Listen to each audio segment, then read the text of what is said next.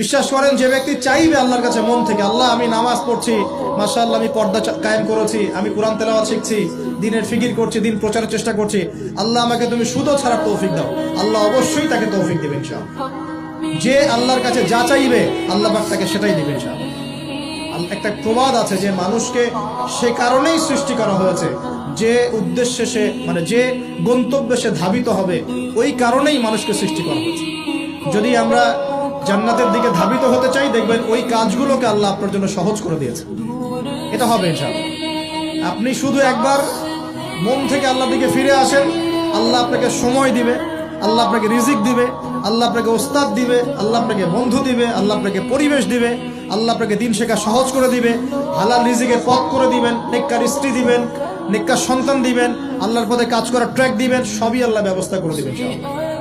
এইটা ডিপেন্ড করে কার চাওয়া কত প্রগাঢ়, এর উপর ডিপেন্ড করে। যে যত বেশি জোর খাটিয়ে আল্লাহর কাছে চাইতে পারবে, আল্লাহ পাক তাকে তত বেশি দিবে ইনশাআল্লাহ। দিবেন, এটা 100% ফিক্স করে রাখে ইনশাআল্লাহ।